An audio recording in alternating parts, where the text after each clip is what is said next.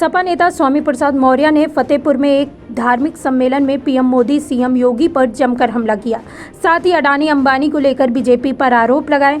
उन्होंने संवैधानिक पद पर बैठे पीएम मोदी और सीएम योगी आदित्यनाथ पर संविधान की धज्जियां उड़ाने का आरोप लगाया है। से उनको अपना उपज औने पौने दामों में बेचना पड़ता है। उन छुट्टाजारों का आतंक अलग से है। छुट्टाजारों के कहर से प्रतिदिन पूरे प्रदेश में सैकड़ों मौतें हो रही हैं। सरकार का इस पर कोई प्रभाव नहीं। यहाँ तक कि अब तो व्यापारी वर्ग जिसने इनको वोट और नोट दोनों दिया था, अब तो उस पर भी कहर टूटने जा रहा है। पहले जीएसटी के माध्यम से इनको लूटा जाता था, अब जीएसटी से संबंधित सारे प्रकरण ईडी को सौंप कर इनकी भी कमर तोड़ने की पूरी तैयारी कर ली। मैं उस पर आ रहा हूँ। भारतीय संविधान की आज शपथ लेकर के बैठने वाले संवैधानिक पदों पर माननीय प्रधानमंत्री और माननीय मुख्यमंत्री जी खुद संविधान की धज्जी उड़ा रहे हैं। अनुसूचित जात, अनुसूचित जनजाति और पिछड़ों का आरक्षण खत्म कर रहे हैं।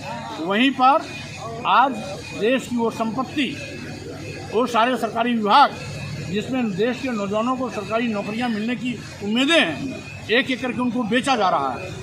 देश के सारे बंदरगाह बेच दिए गए, एयरपोर्ट बेच दिए गए, एयर इंडिया बेच दिया गया, सभी रेलवे स्टेशन बेच दिए गए और कई दर्जन ट्रेनें भी बेच दी गई और LIC जैसी बड़ी संस्था बेच दी गई। अदानी और अंबानी पर ये सारे के सारे सरकार मेहरबान है और सब कुछ देश की संपत्ति उनको दे रही है। आज देश भी खतरे में है, संविधान भी खतरे में है, वहीं तीसरी ओर लोकतंत्र भी खतरे में है, क्योंकि विपक्षी पार्टी की आवाज़ दबाने के लिए आज सरकार बड़े पैमाने पर CBI, ED, इनकम टैक्स का दुरुपयोग कर विपक्षी नेताओं के खिलाफ फर्जी मुकदमे दर्ज कर रही है।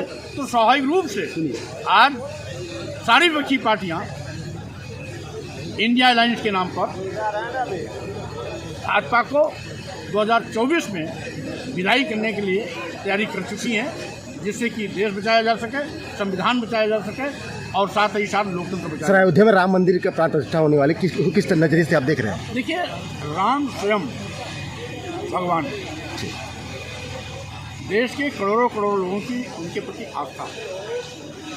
करोड़ों उनको चाहने वाले लोग हैं, उनकी पूजा पाठ करते हैं और आज से नहीं, हजारों लाखों साल से पूजे जा रहे हैं। तो जो हजारों और लाखों साल से पूजा जा रहा है, जो सबको जीवन देता है, उसको प्राण प्रतिष्ठा करने के लिए ड्रामा की आवश्यकता है।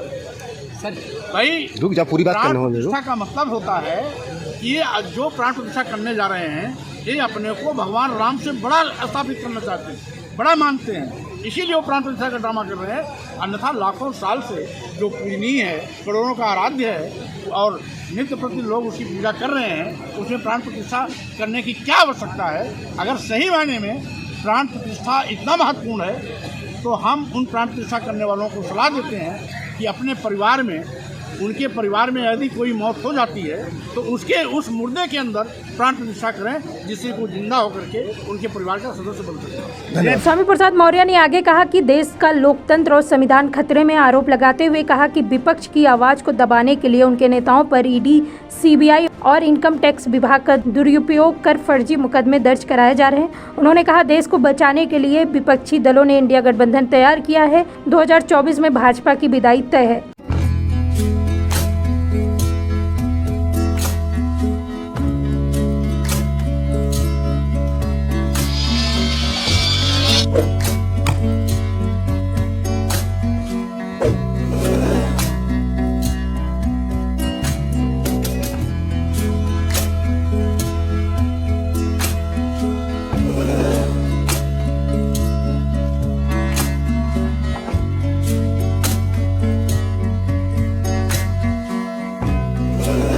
धन्यवाद।